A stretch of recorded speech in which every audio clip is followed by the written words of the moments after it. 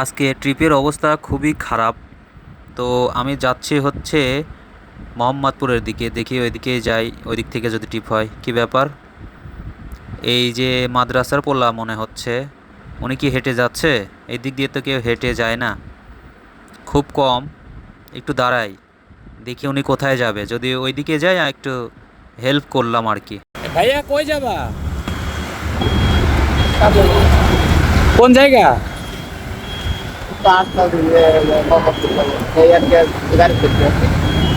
এই গাড়িতে উঠবেন, মোহাম্মদপুর যাবেন? চলেন আমি আপনাকে যতদূর পারি আগাই দিই। আমি তো ওইদিকে যাচ্ছি শুধু শুধু। উঠেন, আপনাকে দেখেই দাঁড়াইলাম।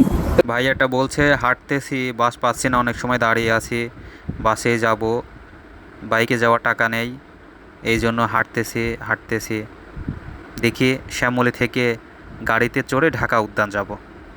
তো আমি ভাবলাম ওনাকে আমি শ্যামলী মোড়েই নামিয়ে দিব, উনি ওইখান থেকে লেগুনাতে করে খুব সহজেই চলে যেতে পারবে। এই জন্য বললাম যে উঠেন, আমি আপনাকে নামিয়ে দিব, ওইখান থেকে আপনি খুব সহজেই যেতে পারবেন। মাঝে মাঝে মানুষের একটু হেল্প করতে হয় আর কি, মানে পুরোটা করতে পারি না, যতটুকু করার অতটুকু করি। মানুষের দোয়ারও প্রয়োজন আছে, টাকা ইনকাম করতে হবে।